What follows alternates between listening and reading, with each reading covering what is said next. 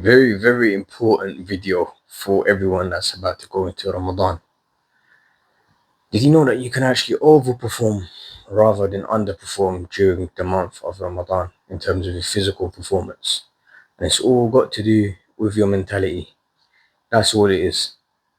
If you can master that mentality, you will be doing even better than when you do when you are not fasting, than when you've got your coffee, than when you've got your protein, and when you've got all of that stuff. Not protein shake, obviously, I don't agree with that kind of stuff.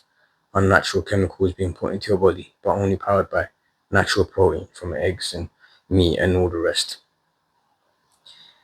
Now, when it comes to performance in Ramadan, even before Ramadan begins, people start worrying, changing their schedule, their work schedule, wanting holidays, wanting less hours, this, that, and the other. Why did they do that?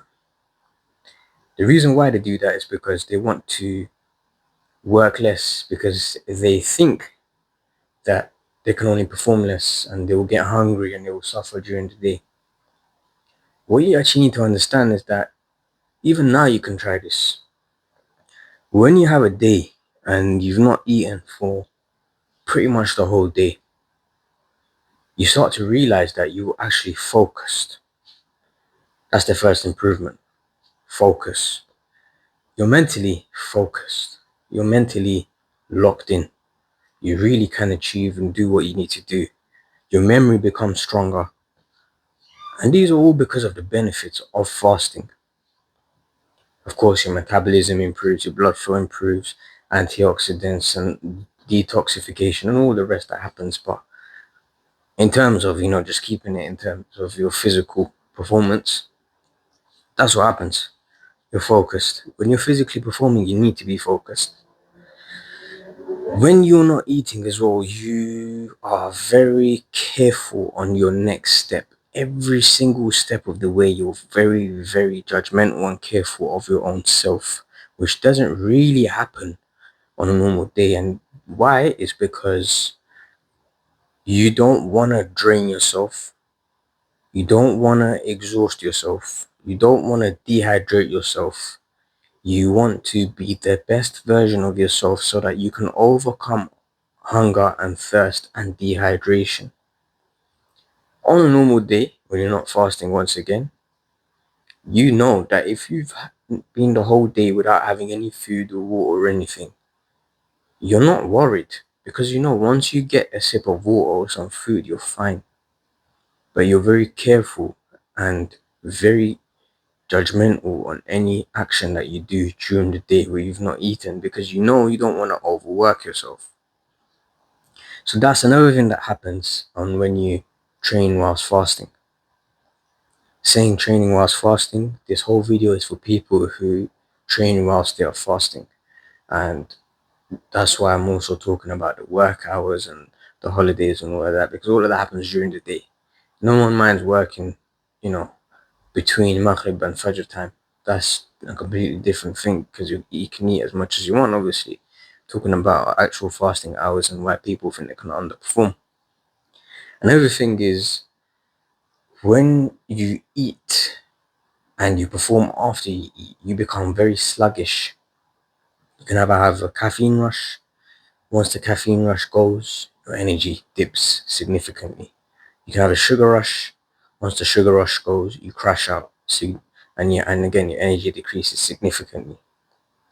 And then finally, once you've eaten a lot of food, a lot of protein, whatever it is, you can get into a food coma because let's be honest, we're not perfect. We always overeat, and we can again go into a food coma. And even when we eat, we feel sluggish in comparison to when we haven't eaten. And that can be scientifically proven, researched, and found pretty much anywhere, anyways. So if you know that that's the difference, that these are the effects of after you eat, just imagine before you eat. When you don't eat, I've already mentioned it, your focus is improved. Again, another thing, you don't feel sluggish, you don't feel tired, you don't feel lazy, you don't feel like you're on a decrease of caffeine, sugar, energy, and all the rest. You just don't feel like doing anything. And that's a mental problem. Again, you feel weak. That's a mental problem. I've made a video on this once. You can't physically feel weak if you've not done anything physical all day. And you need to let that sink in. I'm going to say it one more time. You can't physically feel weak if you've not done anything physical all day. It's a mental feeling where you're dehydrated, you're weak, you don't have any energy, you're tired, you've been fasting, you want to go to sleep, you want recovery, you can't make it through the day. It's all mental. It's all mental because physically you're fine. And all these things that I just listed were all physical. They all got to do with physical outcomes. So physically you're fine. That's why you can actually overperform. When you do physically perform after eating, your digestive system can get interrupted as well. You can get an increase of lactic acid. Lactic acid then leads to heartburn. Heartburn can lead to nausea, feeling sick, vomiting, puking, all of that. Um, Again, you can lead to severe water retention on your body, which causes extra weight whilst performing, making it difficult for you to actually perform faster and better and more efficiently compared to before you eat or before you have any fluids or liquids or food in your body. So these are all the outcomes of when you eat and then train. So even on a normal day, I don't eat and then train.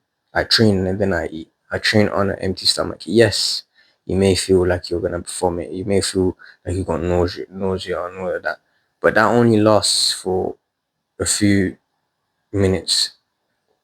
Even if it's your whole training session, it's only gonna happen for that first training session. And then once you do it more and more, you get used to it, and your body gets prone and conditioned to it. And that's why you should prepare now. Like I was saying in my other video, you should prepare now. And if you start preparing and training on an empty stomach and then eating after training, it will become very easy for you. So you can actually overperform rather than underperform during the month of Ramadan when you are fasting. So don't think and don't start that mentality from now where you think I'm going to change my gym schedule, I'm going to change my timings, and I'm only going to train after I eat. In fact, you're wasting the whole purpose of Ramadan. The physical benefits, the internal benefits, the psychological benefits, the mental benefits, even biologically. If you look at it from chemistry, if you look at it from all these different aspects and perspectives, fasting is just a huge improvement and benefit for your body, and you only do it once a month. Sorry, once a year, 1 month of the year. If you really followed it properly and used it to your advantage, you'd want to fast every day. Yes, it's not easy, but it doesn't take long for you to get used to not eating in a day. It doesn't take long to get used to eating one meal a day. Again, saying that again, biologically, we are not made, and bioscientifically, we are not made to be eating 3 meals a day. Our body is not made to be like that. Biologically and bioscientifically, our body is not made to be like that.